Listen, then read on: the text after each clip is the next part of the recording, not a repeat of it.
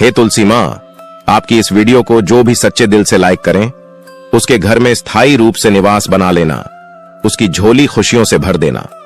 जय तुलसी माँ, उसके घर में कभी अनधन की कमी कभी मत होने देना। लायक जरूर करें, तुलसी माँ को जल देते समय बोलने चाहिए। ये 3 शब्द सभी मनोकामनाएं पूर्ण हो जाती हैं। आज की इस वीडियो में हम जानेंगे तुलसी माँ के पौधे को जल देते समय क्या बोलना चाहिए। एक बार की बात है, भगवान विष्णु आराम कर रहे थे। तभी वह माँ लक्ष्मी आई और माँ लक्ष्मी ने भगवान विष्णु से तुलसी माँ को जल देने का महत्व पूछ लिया था। तब भगवान विष्णु ने उन्हें उसका महत्व सुना दिया था। आगे देवी माँ लक्ष्मी कहती हैं, हे स्वामी, आपने मुझे तुलसी माँ को जल देने का महत्व तो बता दिया है, किंतु अब मेरे मन में यह जानने की जिज्ञासा हो रही है कि तुलसी माँ को जल कैसे देना चाहिए। तुलसी माँ को जल देने की सर्वोत्तम विधि कौन सी है तथा तुलसी माँ को जल देने का मंत्र कौन सा है? कृपया आप मुझे इन सभी प्रश्नों का उत्तर दें। तब भगवान विष्णु देवी माँ लक्ष्मी से कहते हैं, हे प्रिय, जिस प्रकार से मैंने तुम्हें तुलसी माँ का महत्व सुनाया है, उसी प्रकार से तुलसी माँ को जल देते समय बोले जाने वाले मंत्र का भी बड़ा महत्व है। यह मंत्र केवल 3 शब्दों का है, किंतु इसका प्रभाव बहुत कल्याणकारी है। जो भी इंसान प्रतिदिन तुलसी माँ को जल देते समय अपने मुख से केवल यह 3 शब्द बोल देता है, तो साक्षात माँ लक्ष्मी उसके घर में प्रवेश करती है, उसकी दरिद्रता समाप्त हो जाती है, उसे धन धान्य की प्राप्ति होती है। वह मंत्र बताने से पूर्व मैं आपको तुलसी माँ के इस मंत्र का महत्व सुनाता हूँ। इस महत्व को सुन लेने मात्र से ही इंसान के समस्त पाप नष्ट हो जाते हैं। उसे 1000 वर्षों तक तुलसी माँ को जल देने का पुण्य प्राप्त हो जाता है।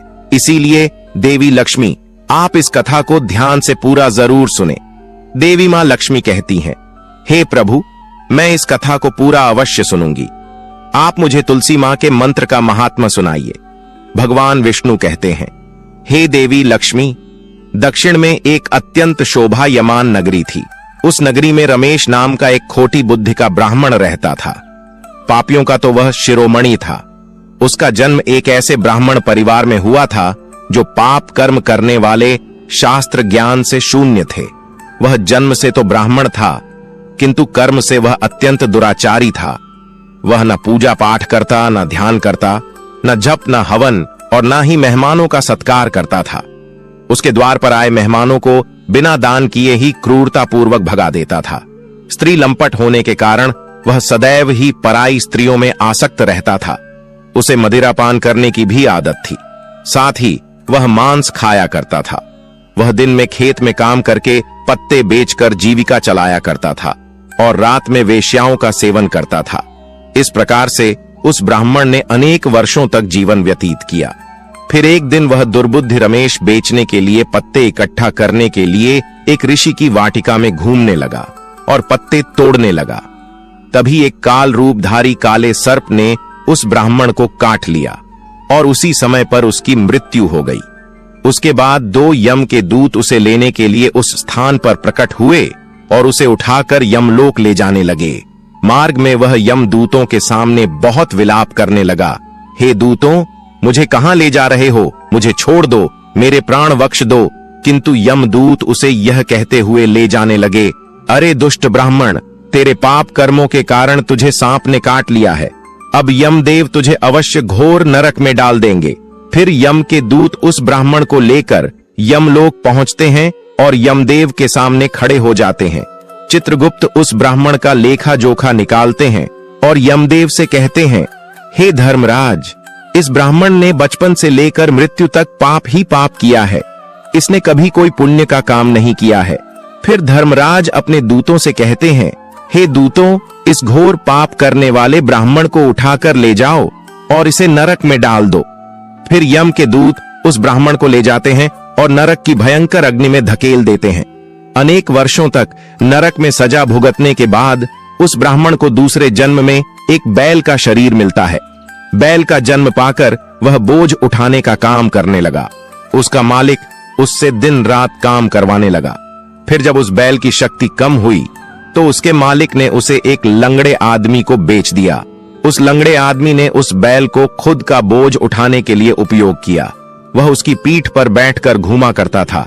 इस प्रकार से उस बैल ने 8 वर्ष तक उस लंगड़े आदमी का बोझ उठाया। फिर एक दिन वह लंगड़ा आदमी उस बैल की पीठ पर बैठकर किसी ऊंचे पर्वत पर जाने लगता है। उस पर्वत पर बहुत देर तक चढ़ने के कारण वह बैल बहुत थक गया, उसकी शक्ति क्षीण हो गई और कुछ समय बाद वह बैल बहुत जोर से मूर्छित होकर जमीन पर गिर पड़ा और अंतिम सांसें लेने लगा।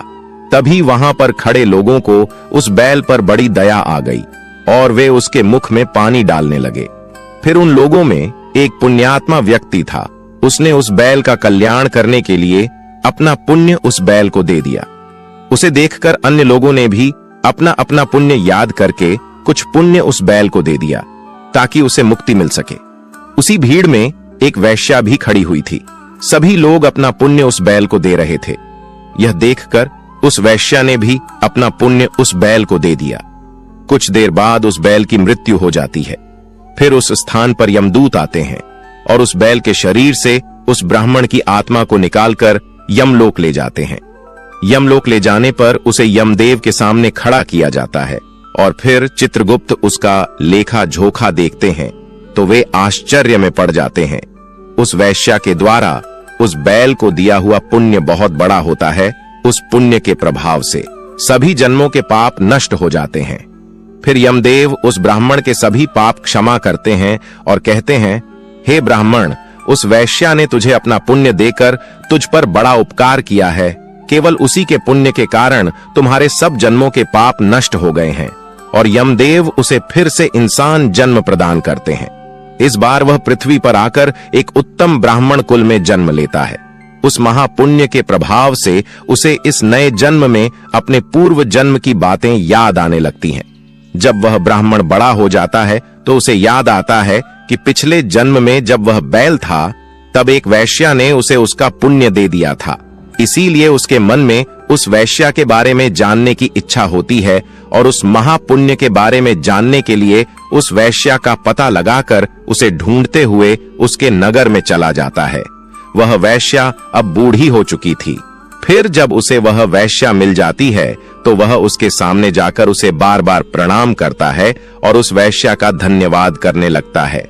वह वैश्या कहने लगती है, हे ब्राह्मण श्रेष्ठ, आप कौन हैं और किस कारणवश आप मुझ वैश्या को धन्यवाद दे रहे हैं? मैंने आपका कौन सा कार्य किया है जो आप मुझे नमस्कार कर रहे हैं? तब वह ब्राह्मण कहता है, हे मां, मैं वही बैल हूं जिसे तुमने अपना पुण्य दे डाला था। अपने पाप कर्मों के कारण मुझे पिछले जन्म में बैल होना पड़ा था। उस पर्वत पर जब मैं मर रहा था तो तुमने मुझे अपना पुण्य दिया था। तुम्हारे पुण्य के प्रभाव से ही आज मुझे फिर से इंसान जन्म मिला है। तुम्हारे द्वारा दिए गए उसी पुण्य के कारण मुझे अपने पूर्व जन्म की सारी बातें याद है। किंतु हे मां, मैं आज यहां पर यह जानने के लिए आया हूं कि तुमने मुझे उस समय पर अपना कौन सा पुण्य दिया था जिस कारण से मेरे सभी जन्मों के पाप नष्ट हो चुके हैं। मैं उस पुण्य के बारे में जानना चाहता हूं। तब वैश्या ने कहा, हे ब्राह्मण श्रेष्ठ, मैंने तो अपने जीवन में कोई पुण्य के काम नहीं किए हैं, किंतु मेरे घर में एक तोता है जो पिंजरे में रहकर हमेशा कुछ बोलता रहता है, जिसे सुनकर मेरा अंतकरण पवित्र हो गया है। उसी तोते के द्वारा बोले गए मंत्र का पुण्य मैंने तुम्हें दान में दिया था। फिर वह वैश्य और वह ब्राह्मण उस तोते के पास जाते हैं और उसे पूछने लगते हैं, हे शुक, तुम कौन सा मंत्र बोलते रहते हो जिससे हमारे जीवन का उद्धार हुआ है? यह मंत्र तुम्हें किसने सिखाया और इस मंत्र का क्या अर्थ होता है? तब उस तोते ने अपने पूर्व जन्म का वृतांत सुनाना आरंभ किया। वह तोता कहने लगा, हे ब्राह्मण श्रेष्ठ, पिछले जन्म में मैं एक ब्राह्मण था। मैं अपने ज्ञान के अहंकार में अंधा हो चुका था। मैंने कभी गुरुजनों का आदर नहीं किया, सदैव ही उनका अपमान किया। मुझे अपने ज्ञान पर इतना अधिक घमंड हो गया था कि जिस कारण से मेरा क्रोध बहुत अधिक बढ़ गया और मैं सभी से द्वेष करने लगा। अन्य मनुष्यों को तुच्छ समझने लगा, विद्वानों का भरी सभा में अपमान करने लगा। फिर कालांतर में मेरी मृत्यु हो गई और मुझे यमलोक ले जाया गया। पूज्य जनों और गुरुजनों का अपमान करने के कारण मुझे तोते के कुल में डाल दिया गया और मेरा जन्म एक तोते के रूप में हो गया। मेरे पाप कर्मों के कारण छोटी अवस्था में ही मेरा अपने माता पिता से हो गया। फिर मैं पेड़ की डाल पर बैठकर रो रहा था तो उसी स्थान से कुछ मुनि जा रहे थे। उन्होंने मेरी दयनीय पुकार सुनी और मुझे लेकर अपने आश्रम में चले गए। वहां उस आश्रम पर उन्होंने मुझे एक सुंदर पिंजरे में रखा और मेरा अच्छी तरह से ख्याल रखा। वे मुझे प्रतिदिन भोजन दिया करते थे और पढ़ाते थे उस स्थान पर। वे ऋषि मुनि, उनकी स्त्रियां और बालक सभी प्रतिदिन तुलसी मां के पौधे को जल देते थे और उसके सामने एक मंत्र का जाप करते थे। उन्हीं के मुख बार बार उस मंत्र को सुनकर मैंने उसे रट लिया और तभी से मैं उस मंत्र को जान गया हूं और वही मंत्र मैं दिन रात बोलता हूं। उस मंत्र के प्रभाव से मेरी कभी मृत्यु नहीं हुई और मेरी आयु 100 वर्ष की हो गई और मैं इतने वर्षों तक जीवित रहा। इसी बीच एक रात को एक चोर उस स्थान पर आ गया और उसने मुझे वहां से चुरा लिया और फिर इस वैश्या ने मुझे उस चोर से खरीद लिया।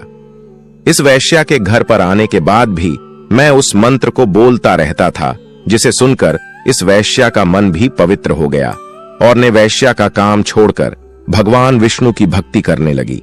उसी मंत्र के प्रभाव से मेरे पूर्व जन्मों के सभी पाप नष्ट हो गए और उसी मंत्र के प्रभाव से इस वैश्या का भी अंतकरण पवित्र हो गया। हे ब्राह्मण देवता, उसी मंत्र के पुण्य से आप भी पाप मुक्त हो गए हैं। इस प्रकार से तोते ने उस ब्राह्मण को और उस वैश्या को सारा वृतांत सुना दिया, जिसे सुनकर वह ब्राह्मण और वैश्या दोनों ही अत्यंत प्रसन्न हुए और फिर वे दोनों ही प्रतिदिन तुलसी मां को जल देकर उस मंत्र का जाप करने लगे।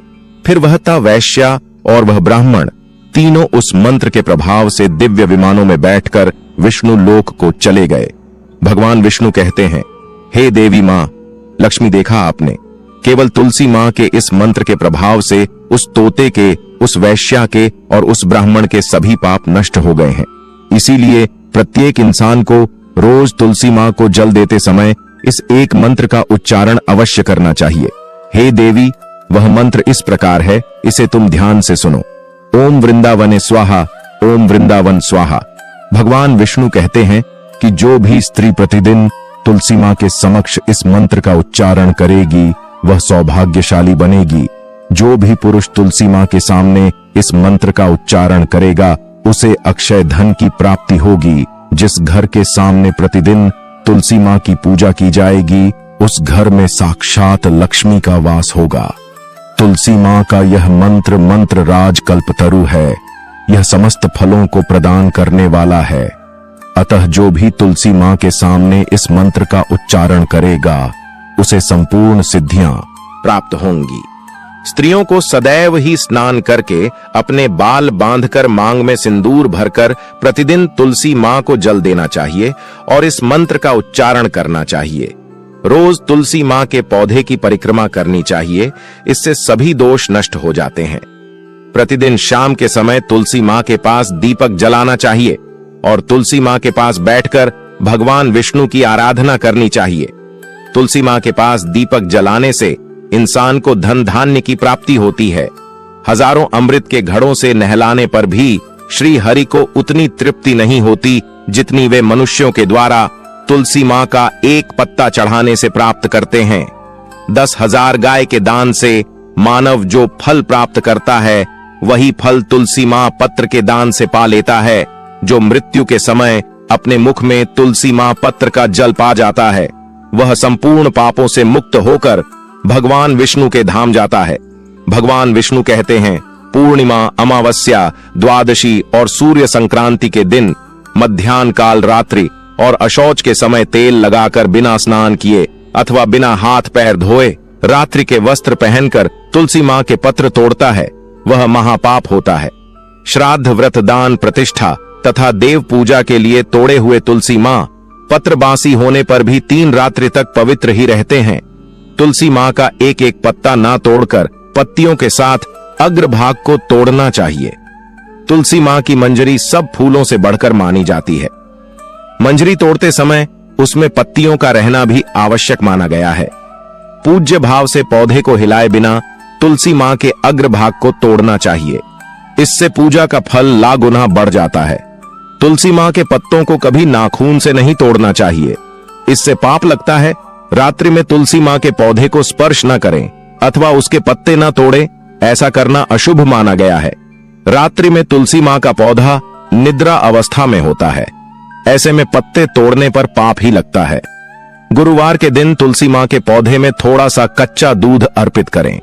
दूध चढ़ाते समय ओम नमो भगवते वासुदेवाय नमः इस मंत्र का जाप अवश्य करना चाहिए। तुलसी मां के पौधे के पास शालिग्राम रखें और उस पर तिल चढ़ाए पूजा में तुलसी मां और शालिग्राम को दूध में भीगी हल्दी का तिलक अवश्य करें। शालिग्राम पर तुलसी मां पत्र रखकर चंदन लगाना चाहिए। अगर कोई महिला मासिक धर्म से है तो वह तुलसी मां की पूजा न करे। मासिक धर्म के दौरान तुलसी मां को स्पर्श करने से घोर पाप लगता है, इससे स्त्री की दुर्गति होती है। तो भक्तों, इस प्रकार से भगवान विष्णु ने देवी मां लक्ष्मी को तुलसी मां को जल देने के मंत्र का महत्व सुनाया है। यह कथा आपको कैसी लगी कमेंट करके अवश्य बताएं। अगर यह जानकारी अच्छी लगी तो वीडियो को लाइक जरूर करें। भक्तों, अगर आप मां लक्ष्मी को अपने घर लाना चाहते हैं तो कमेंट बॉक्स में लिखे जय मां लक्ष्मी, आपका हमारे घर में स्वागत।